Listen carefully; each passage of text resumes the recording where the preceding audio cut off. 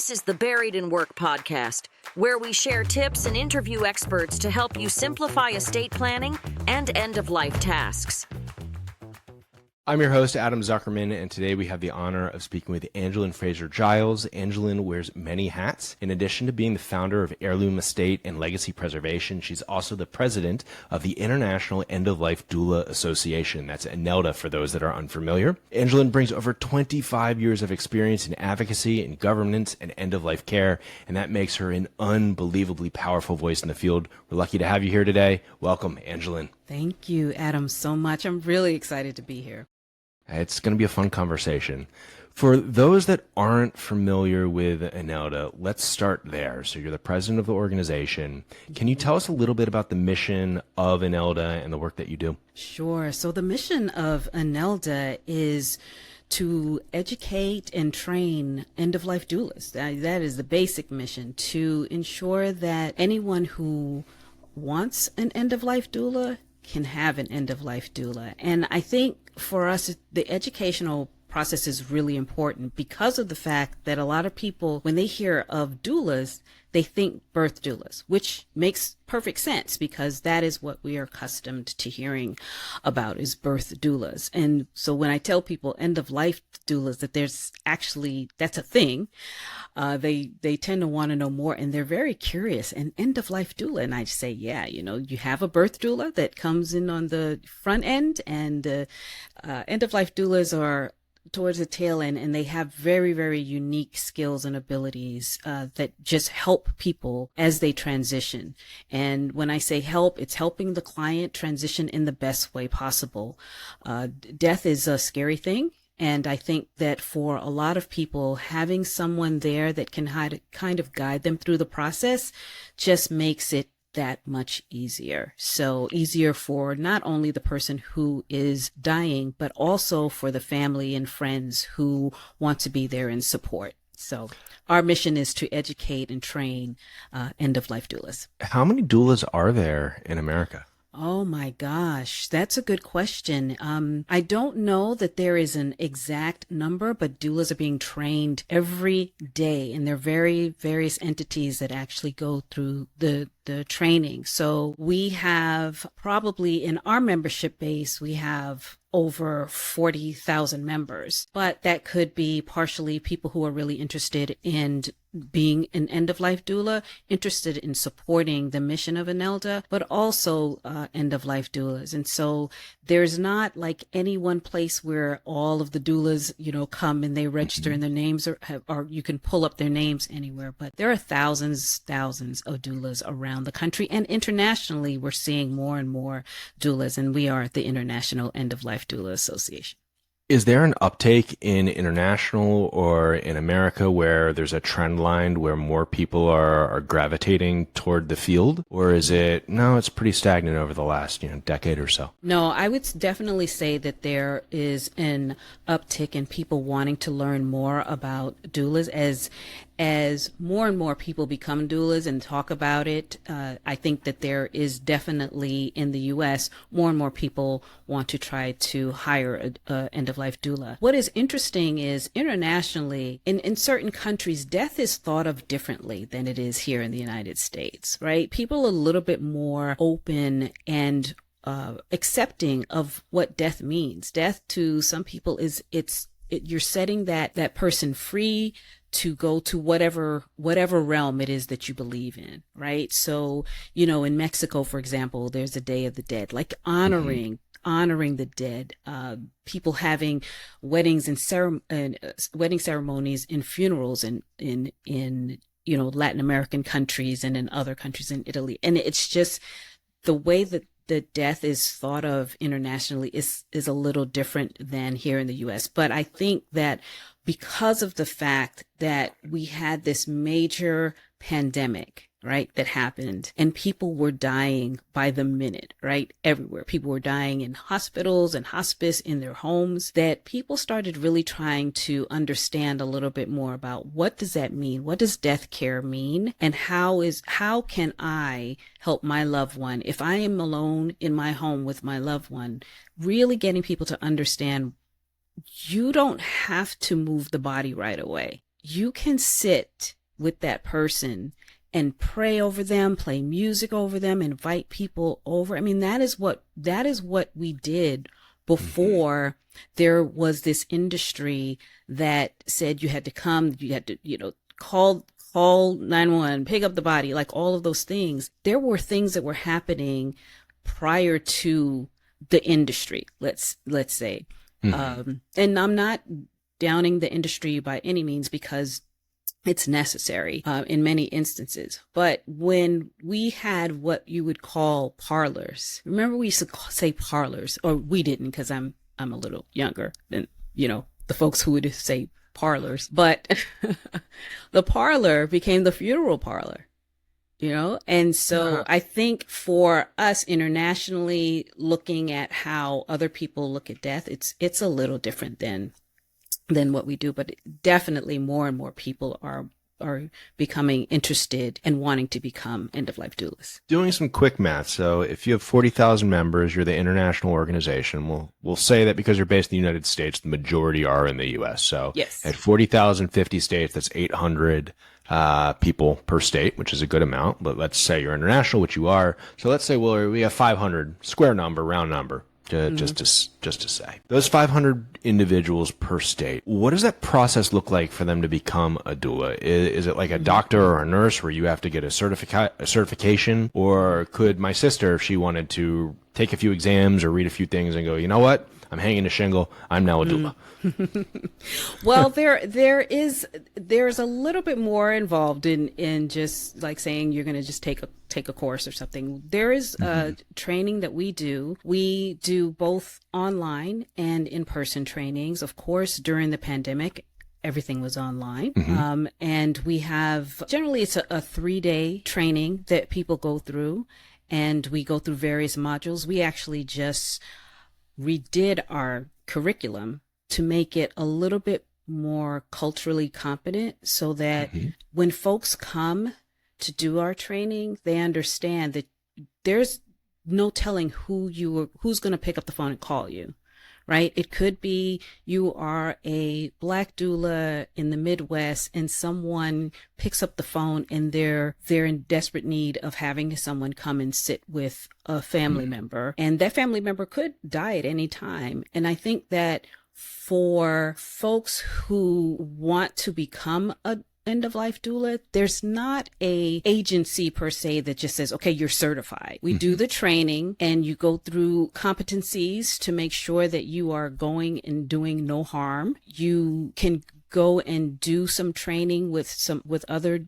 doulas. We always recommend people maybe do some just volunteering at a hospice so that you get to understand people. And yeah, it's I wouldn't say it's simple and easy, but there's not like, you can't just say, okay, I'm just going to become a doula. But if you do want to become a doula, it's not this long-winded process, because what it is, it's about the heart. And it's about making sure that you are doing what you need to do for that client. How do people typically find doulas? Do doulas register in a database? I know that INELDA has a directory. We have a directory that we're building out at Buried in Work. But the reality is that oftentimes when people get to that point, they may not be familiar with what a doula is. They might not know that INELDA even looks, so they might not find it. Do doulas typically align themselves with hospitals, with doctors, with hospice, palliative care, or is it really kind of the Wild West right now, so to speak? Yeah, I wouldn't say it's the Wild West. There are doulas that will be referred by word of mouth because someone had a family member that had that particular doula. A lot of doulas do go into hospice care and partner with other organizations so that they know that they exist, palliative care centers. So I think that it's not the Wild West in the way people say, oh, well, I have no idea where to find a doula, because sometimes if you've never heard of an end-of-life doula before, and you get to that point where you think, I just need some help, there are a lot of resources out there where folks can find a doula entity, right? And then from that, so if you're looking for INELDA, then from there, you just go through the directory and then find a doula. But a lot of it is people partnering with other agencies, and a lot of it is word of mouth. Okay. So this is something that I found really interesting. people don't die on a schedule. Right? True. You don't have that timetable, though. At 3 o'clock on a Tuesday, never it's your know. time. When do you call a doula? When do they get involved? How do they get paid? Are they there 24 hours? It's such a foreign concept of this person's going to be walking me through something, because when someone's having a baby, I'm going into labor, call the doula. They're going to come over and help. Right. But I don't have a timetable for when someone's going to take their last breath. You don't. And so in many respects, if you know, in fact, like some people will call a doula because, let's say, they got a diagnosis and the diagnosis is not good and they know that the end is near, right? So at that point, you could call in a doula, because the doula would be with the family the doula would say, okay, I'm going to take this person as a client and be with that person over the course of their end of life span. And the doula is not necessarily there at the house 24 hours, but it really depends on what the family needs and what the client needs in terms of what they need them to do. Do they just need a doula there to run errands because there's like medications that have to be picked up, or, kids have to be picked up from school, or whatever the case is. So it's running errands. It's sitting with that client so that family members can go do other things, right? So a lot of families are working, and maybe they have to go to work for part of the day. And so the doula is there to just make sure that they're comfortable. The doula does not administer any medicine. So I just want folks to be clear about that. The doula is not a doctor or a nurse unless the person is a registered nurse and becomes a doula. That's different. But most doulas are not necessarily registered nurses or doctors. They are there to provide that support to the client and families. So in that respect, when the person is probably going to die within 6 months, 5 months, something like that. And so you would call them in at that time. If in fact things happen, because people die all the time, and like you said, there's no time schedule. None of us know when we're going to leave. We just know we are going to leave. You can still call a doula, because there are things that the doula can do, right? If you are just a family member who just is completely overwhelmed with everything that has to get done, and let's say you are the only person, or you're one of two people, and maybe you have a brother that's in another state and you're there with a family member, call in a doula and have them do some of the things that you can't do. The doula is trained to be able to call funeral homes and help guide you through the process of the things that, maybe your loved one wanted, or do you know that your loved one wanted. Some doulas help write obituaries, just like take down notes of what did this person like, what did they enjoy, did they like music, did they like, skiing, whatever. So the doula can do a variety of different things to help support the client and family. So I would just say, at whatever point, whatever stage it is, you can definitely reach out to a doula. We need to come up with a doula's capabilities checklist that we can add to the directories. And I need a doula that can do this, this, this, and this, and educate that people. Would be an interesting way. That'd be an interesting way to look at it. Yeah, I can do Let's do it. all those. Let's do all those things. Let's do it. How much does it cost? So it depends. Each doula, I was going to say, each doula sets their own price, and it's really based on what they charge. I would say there's no limit, but there's no entity that is telling them you have to charge this amount of money, right? We have a particular doula, someone who I know, who doesn't charge at all. Wow. Does it as a service.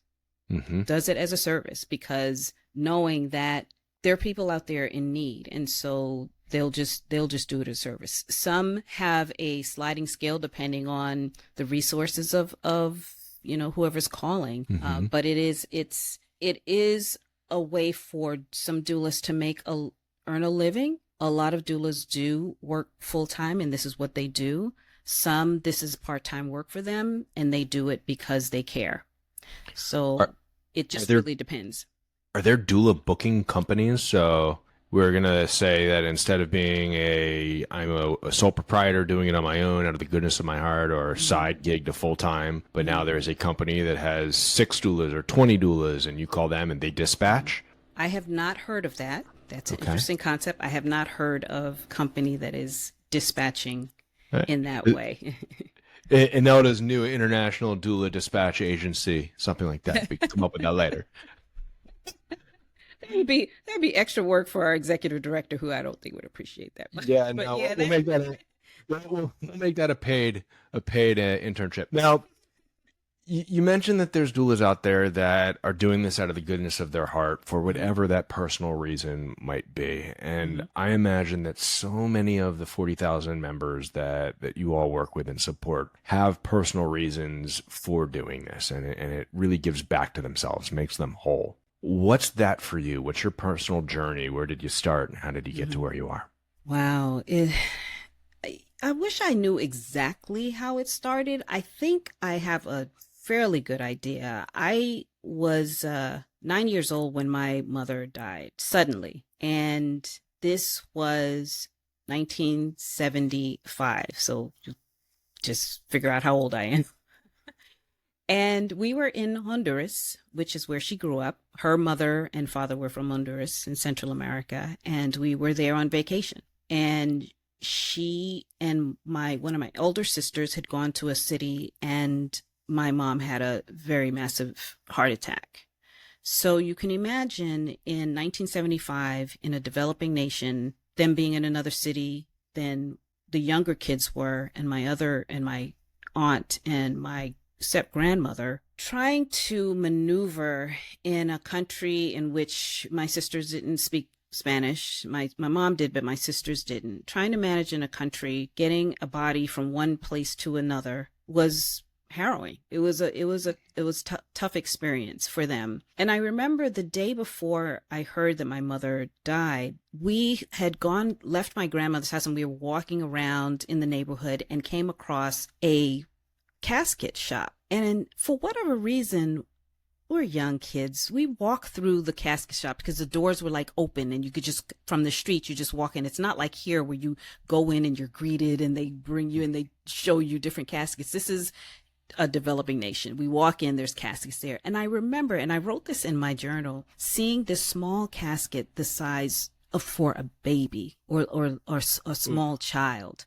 It's heavy. I said, wow, what would it be to bury such a young baby? And then we left the casket shop and we were just hanging out in the neighborhood. And the next morning, I heard my aunt on the phone saying, Sally's dead. My mother's name was Celestine. And Sally's dead. And I always would wake up, but I would lay in bed and just think, even as a child, I would just think, and I still do that today. So no one knew that I knew. And it took like the process of the day for finally, and I still don't know who told me that my mother was dead, but I knew because I'd heard earlier, and I just pretended like I didn't know.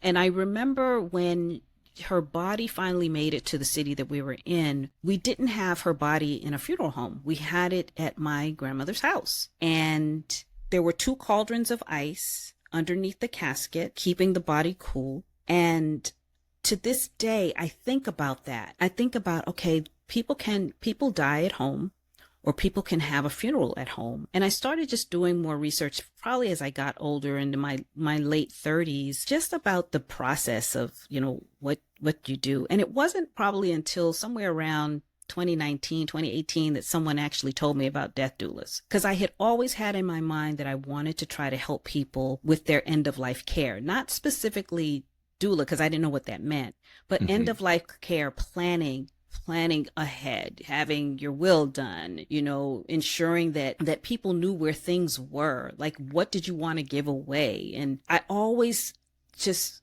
had this feeling like this is what people should be doing, right? Because my mom didn't have a will.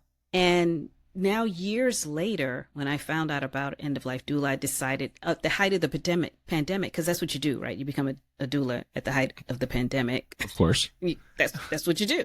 Yeah. And so I became an end of life doula and went through the training online. But I still had in my mind that I wanted to help people really with end of life, not specifically sitting with someone who's dying. I didn't think that that's something that I wanted to do, but definitely helping people with end of life planning. And so I think from just that story being 9 and going into a funeral home, so to speak, and seeing my mother in the house, like all these things, things are just connecting. My mother not having a will, several years ago, I found out my father, my biological father, who died in 1988, did not have a will. Mm-hmm. Subsequent to that, one of his daughters who lived with him passed away in 2019, and it set off this just amazing avalanche of things because my father did not have his wife's name on the deed of the house. I am now the administrator of the estate. He died in 1988. So my passion is really trying to help people to talk about it and to not be afraid because it's going to happen, and get people thinking about, okay, what does happen? If I have kids, what happens to my kids? Because my mom didn't have a will. So I was left to my sisters, luckily, wanted to raise me. But had that not happened, I would have become, possibly, if I didn't have a father, ward of the state. In foster care, so all of these things that people don't think about. So that's my long trajectory of how I got to this. And the story, it resonates with so many listeners and so many people that have reached out to Buried in Work. I mean, only two-thirds of Americans don't have a will. And they find themselves dealing with these situations without the background in a time that is, quite frankly, stressful, that there's other things that they would rather be focusing on. And when someone's on their deathbed, you don't want to say, do you have a will? You want to ask them and have conversations about them, not the logistics. So if you're listening, get your stuff in order. Get your stuff in order. Get your stuff in order. It is a peace of mind for those who are left behind. And then no one has to second guess what you wanted. Yeah. They know, and where you want your things to go. I mean, things are things, they're just whatever, but you just want to make sure that you have things in order, particularly if you have young kids. Yeah. Where are your kids going? If something happens to you, if you're, married couple and something happens to both of you, where do the kids go? And listeners, you can take care of that in your will with a guardianship designation. Yes. On the side of our estate preparation package box, it says, leave your heirs the gift of organization. It's perfect. That's what it is. It is what it is. Before you started this trajectory of your life, which has impacted so many people and is making a tremendous difference, you had a background in human rights policy and advocacy, and I almost see this parallel about that previous life, which you're still involved in, with helping people advocate for themselves at the end of the life with estate planning. Have you recognized that trend and that correlation, or is that something that's a little bit surprising in that characterization? Yeah, I wouldn't say that it's surprising. I guess that would be almost kind of a natural trajectory. My mother was very involved with helping people. She was a force. There was a hurricane in Honduras in 1974. I believe it was Fifi, and our house became Honduras Central, where people were just bringing clothes, and the government was giving us medicine and to get it all to Honduras. We had blankets and all kinds of things in the basement of our house. And so I got that organizing, kind of helping people, I think, from her, that bug from her. As I tell my family, I'm the only person who worked nonprofit. I am the only one in my family. And always been, interested in human rights and civil rights and advocacy and helping and volunteering and doing all the things. And I think just because of that, I have moved into this place where I'm still helping people. I'm still working nonprofit, still believe in making sure that people can live decent lives, right? And that the work that I do in my full-time job, while it's different than what I do as my passion project, I'm still helping people. And I just see that it's all about that. It is all about ensuring that people have the resources that they need to get done what they need to get done. I feel as if the work that I'm doing, really, to be totally honest, I got into this work because I saw so many Black families not having their stuff together. Yeah. I've been to too many funerals where people just, their stuff wasn't together, and there's crowdsourcing to pay for, funerals. And it's just like, if we just planned a little bit ahead, even with a little bit of money, if we just planned a little bit and getting people to think outside of, okay, well, I don't want to talk about that, because it's going to happen. Yeah, it's going to happen. It may not happen tomorrow, but it's going to happen. And also with a lot of folks really believing in God and just God will make a way. And I believe that. I'm Christian, but I also feel like God helps the child who has its own and does the work, right? So let's just, and so I just see that as part of the work, is making sure that I'm getting the message out to as many people as possible. And it's so important.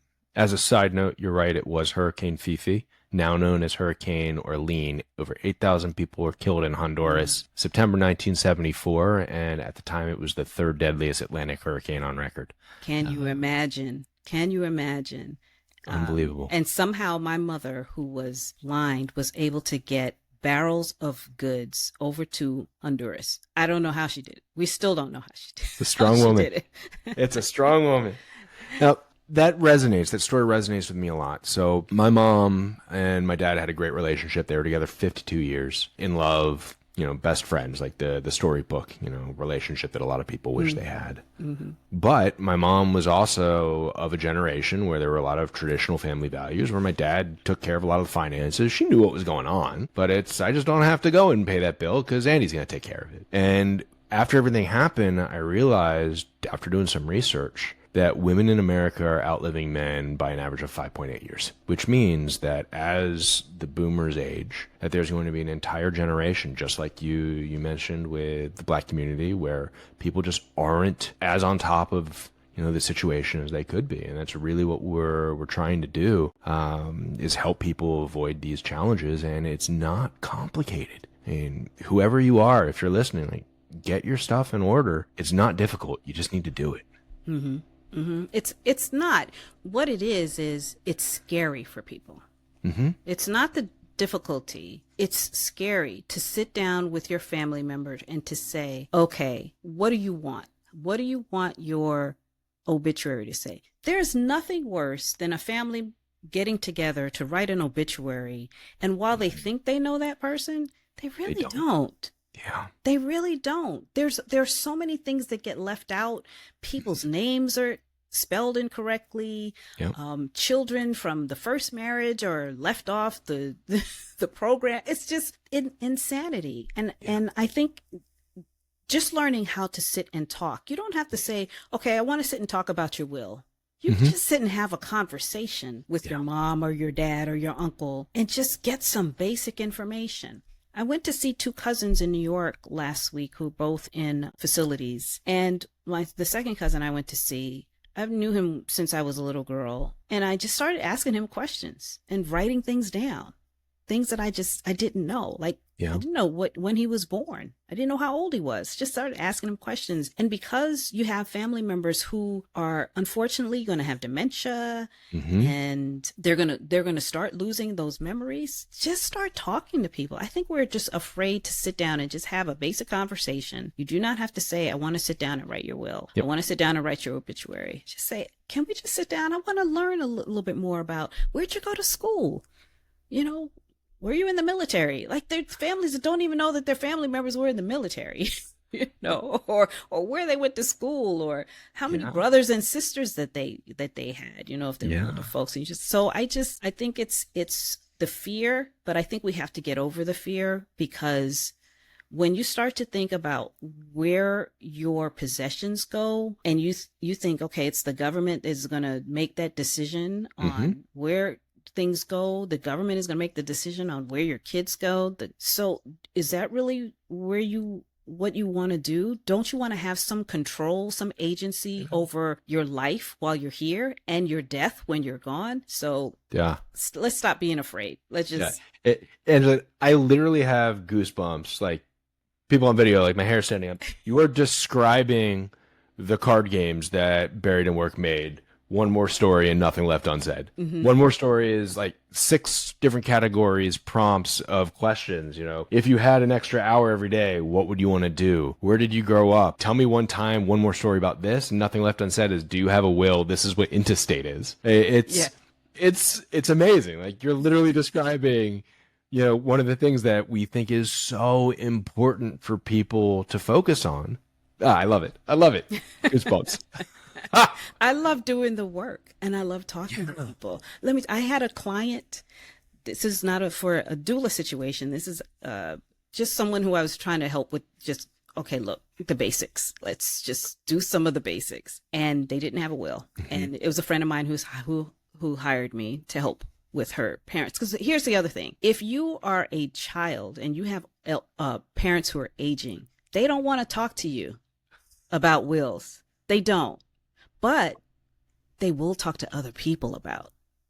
Or they will at least listen to other people. So even if you have to bring me in to have be the mediator and talk about, this is why it's important. And I use my own case example, the mess that I'm in right now because of my father's estate. So called me in and we went through some things and we're trying to just get some bills kind of lowered and things like that. And I just had real good rapport with them. The mother called me maybe after they were no longer my clients. She sent me this message. She sent me a text that, because I referred them to a lawyer in their jurisdiction that could do their will.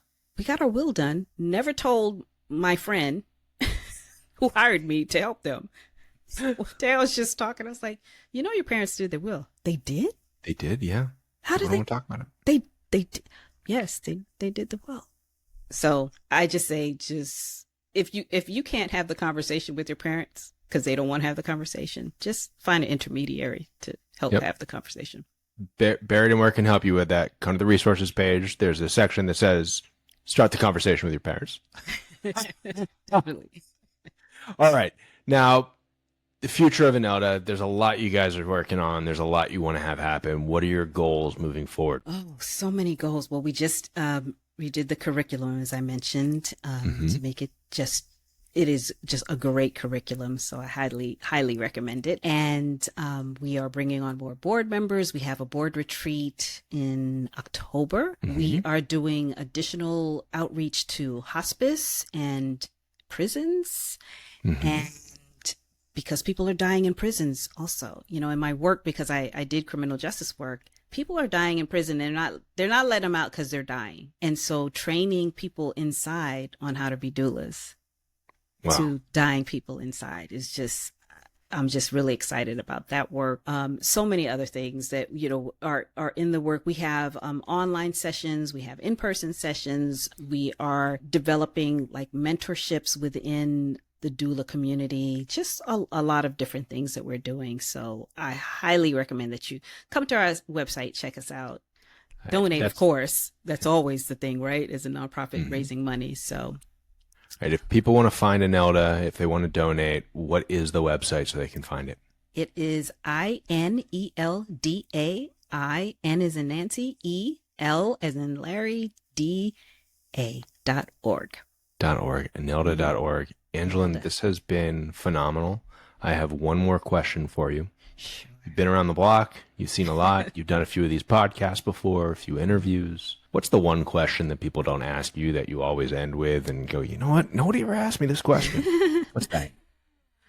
I would probably say no one ever asks me, what is my end of life plan? What's your end of life plan, Angelyn? I'm really curious.